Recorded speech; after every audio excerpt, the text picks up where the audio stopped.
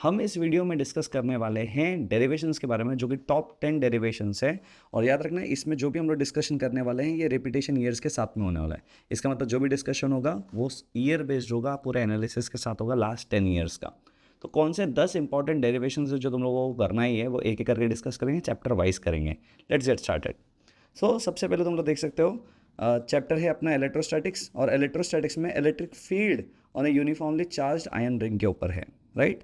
तो इसमें electric field on the axis of charge ring वाला जो कंडीशन था, राइट है, तुम लोगों को याद होगा अगर, तो हम लोगों ने ऐसा एक डेरिवेशन किया था। उस डेरिवेशन के बेसिस पर नॉर्मली क्वेश्चन आता है। अब इसमें फुल डेरिवेशन भी आता है, बहुत बार क्या होता है इस डेरिवेशन के साथ में न्यूमेरिकल भी आ जाता है, मतलब क्लबिंग भी हो जाती है क्वेश्चंस की, क्लब भी क्वेश्चन करके आ जाता है। तो ये सबसे पहला है। इसमें जो ईयर्स है वो है 2014, 16, 18, 20 और 23। इसमें रिपीट भी हुआ है, ये पहला टॉपिक। दूसरा है capacitance of a parallel plate capacitor, okay, with dielectric वाला कंडीशन है। तो कैपेसिटेंस के बेसिस पर भी क्वेश्चन है, इसमें डेरिवेशंस भी आए हैं और एनर्जी स्टोर्ड के बारे में भी, मतलब यू का इक्वेशन भी बनाने वाला क्वेश्चन आता है। तो वो भी तुम लोगों को आना चाहिए डिराइव करना। कोई भी डेरिवेशन कर रहे हो तो देखो उस डेरिवेशन में पार्ट्स है क्या, पार्ट्स के ऊपर भी क्वेश्चन आते हैं। ये भी बहुत बार रिपीट हुआ है, ये 5 बार रिपीट हुआ है 2013 से लेकर 22 के बीच में, तुम लोग देख सकते हो। Similarly if we go with the next chapter, that is magnetic effect of electric current, इसमें magnetic field on the axis of circular loop है। उसमें भी तुम लोगों को बी का मैग्नेटिक फील्ड, मतलब नेट मैग्नेटिक फील्ड निकालने का क्वेश्चन आता है। ये देखो सैम्पल और मॉडल पेपर्स में भी दिया गया ऑलरेडी क्वेश्चंस, तो ये भी बहुत बार रिपीट हुआ है, जिसमें डायरेक्टली डेरिवेशंस भी आते हैं और बहुत बार क्या होता है शॉर्ट आंसर्स भी इसके साथ में क्लब किया जाता है। हर टाइम याद रखना, जब एक बड़ा डेरिवेशन होता है उसके साथ में भले न्यूमेरिकल्स ना हो, बट एक छोटे डेरिवेशन के साथ में हमेशा एक क्लबिंग ऑफ क्वेश्चन होकर एक न्यूमेरिकल या एक थ्योरेटिकल क्वेश्चन आ सकता है। सिमिलरली नेक्स्ट इज ईएमएफ वाला पार्ट, ओके, जो इलेक्ट्रोमैग्नेटिक इंडक्शन ईएमआई चैप्टर से आता है, राइट है। तो इसमें basically magnetic field E is equals to B L V निकालने का क्वेश्चन आता है, ओके। तो तुम लोगों को ई निकालना होता है कि ई क्या है, तो ये डिराइव करना है ये equation, that is B L V के बराबर होना चाहिए, ओके। ये तुम लोगों ने देखा होगा, ऐसे यूनिफॉर्म कंडक्टर है अगर, ओके, या नॉन यूनिफॉर्म कंडक्टर है, उसको अगर मोशन कर रहे हैं यहाँ पे वी से, और समझो उसका इफेक्टिव लेंथ इज एल, है ना। तो ऐसे टाइप में ये कंडीशन जो है वो भी इंपॉर्टेंट बन जाता है, ठीक है। तो ये ईएमआई टॉपिक से आएगा और ये उसके रिपीटेड ईयर्स है। फिर से मैंने बोला ना, डेरिवेशन होगा या फिर डेरिवेशन बेस्ड न्यूमेरिकल्स हो सकते हैं इसके ऊपर। यूजुअली इसमें क्वेश्चंस बहुत बार आए हैं, जो बच्चे सीईटी का प्रिपरेशन कर रहे हैं, नीट या जेईई का कर रहे हैं, तुम लोगों को पता होगा ये टाइप का क्वेश्चन बहुत बार रिपीट हुआ है, okay. So next is impedance of a AC circuit. देखो एसी सर्किट से 2 सेक्शन है जिसमें से क्वेश्चन सबसे ज़्यादा आते हैं। पहला है इम्पिडेंस, मतलब जेड निकालने का, okay, LCR series LCR circuit में से जेड निकालने का कंडीशन। वो भी देखो उसका पूरा डेरिवेशन होगा या फिर ग्राफ बेस्ड न्यूमेरिकल्स आता है। इसमें याद रखना इसके फेजर्स तुम लोगों को पता होने चाहिए, ओके। फेजर्स अगर आएंगे तो तुम लोगों को एसी सर्किट्स आएगा, फेजर्स नहीं आएंगे एसी सर्किट्स नहीं आएगा। तो फेजर्स पे थोड़ा काम कर लेना, ओके। अगर तुम लोग चाहते हो कि इसमें से कोई भी डेरिवेशन जो तुम लोगों को नहीं आ रहा है, तुम लोग कमेंट में लिखना, मैं वो डेरिवेशन का वीडियो भी बना दूंगा इसके बाद, ठीक है। ये याद रखना, एसी सर्किट्स बिल्कुल मिस नहीं करना, बोर्ड्स का फेवरेट होता है, ओके। इसमें फिर मैंने बताया तुम लोगों को एसी सर्किट में रेजोनेंस कंडीशन है ना, तुम लोगों ने पढ़ा रहेगा XC is equals to XL वाला कंडीशन, है ना। तो ये कंडीशन, इसके जो भी कंडीशन है सब पता होना चाहिए, ओके। फिर इसमें एक रेजोनेंस कर्व वाला कंडीशन भी होता है, ओके। तो तुम लोगों ने ऐसा 2 कंडीशन देखा रहेगा कि एक ग्राफ है उसमें एक ऐसा नेचर है, और फिर एक ग्राफ है उसमें एक ऐसा नेचर है, राइट। और किसका वर्सेस क्या ग्राफ है थोड़ा कमेंट में लिख के बताना, लेट्स सी किसको याद है। तो ये भी बहुत बार रिपीट हुआ है, ओके। तो इसका रिपीटेड ईयर्स भी दिया है। फिर से शॉर्ट डेरिवेशंस होता है, इसमें कॉन्सेप्चुअल क्वेश्चन ज़्यादा होता है, तुम लोगों को याद रखना है।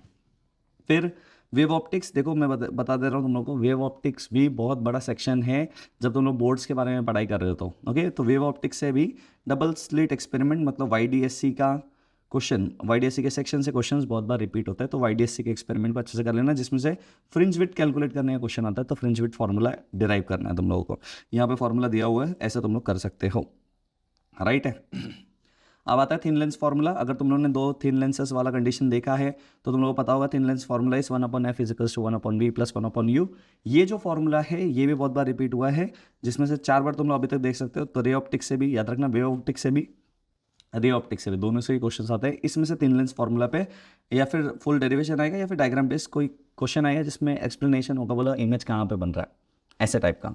देन उसके बाद में आता है बच्चों Einstein's photo electric equation, okay. उसके ऊपर भी आता है। अगर तुम लोगों ने डीएनएम चैप्टर किया है अच्छे से, जिसको dual nature of matter and radiation बोलते हैं, डीएनएम चैप्टर में भी 5 बार ये टॉपिक रिपीट हो चुका है। देखो अगेन ये बोल रहा हूँ, तुम लोग ये टॉपिक कर रहे हो, बहुत लोग इग्नोर कर रहे हैं, बट मैं बोल रहा हूँ इसका डेरिवेशन एटलीस्ट करके जाना तुम लोग, ठीक है। स्कोरिंग है, ओके, इसमें बिल्कुल भी मिस नहीं करना। इसमें सेमीकंडक्टर्स तुम लोग थोड़ा कम प्रेफर करो तो भी चलेगा, बट सेमीकंडक्टर सीईटी के लिए बहुत ज़्यादा इंपॉर्टेंट होता है।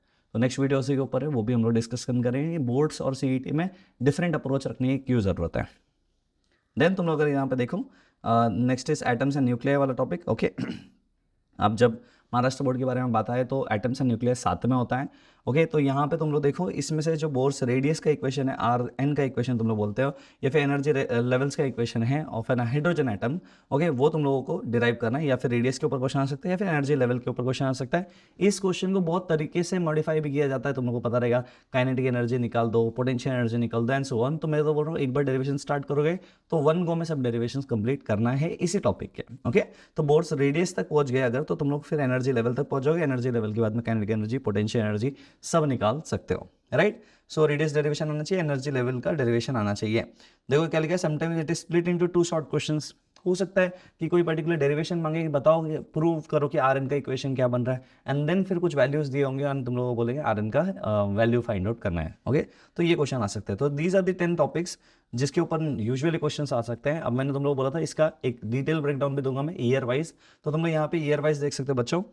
2013 का, 2014 का, ओके 4 मार्क्स के जितने भी क्वेश्चंस बन रहे हैं वो कहाँ से बन रहे थे? देखो एसी सर्किट से, डीएनएम से है, वेव ऑप्टिक्स से, इलेक्ट्रोस्टैटिक्स से, मैग्नेटिक इफेक्ट से, रे ऑप्टिक्स से, राइट। सिमिलरली 2015 का भी तुम लोग देख पा रहे हो यहाँ पे, 2016 का है, 2017 का है, 18 है, ओके 19, 20, 21, 22, 23 सभी है। इवन 24 का भी जो पार्ट है उसमें भी यही रिपीट हुआ है।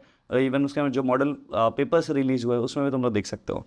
तो तुम लोगों को मैं इस वीडियो में जब तुम लोग देख रहे हो, तुम लोग चाहो तो मैं हर स्लाइड को जब जब अलग कर रहा हूँ तुम लोग यहाँ से स्क्रीनशॉट ले सकते हो उसका। ओके एक साथ में हो जाएगा। ओके सो मेरे हिसाब से अगर तुम लोगों ने इतना भी प्रिपेयर ठीक से किया है तो तुम लोगों के डेरिवेशंस के मार्क्स पूरे मिलेंगे। 4 मार्क्स का सेक्शन बिल्कुल कॉम्प्रोमाइज़ करना नहीं है, 4 मार्क्स पूरे मिलने ही चाहिए।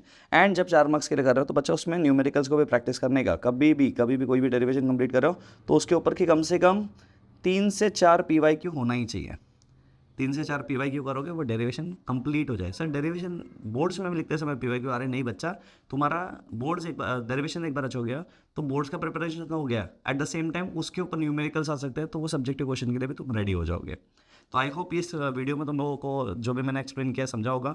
अच्छा लगा है तो शेयर कर देना अपने फ्रेंड्स के साथ में, सब्सक्राइब कर देना चैनल को, लाइक द वीडियो अगर अच्छा लगा होगा। Okay bye bye, take care.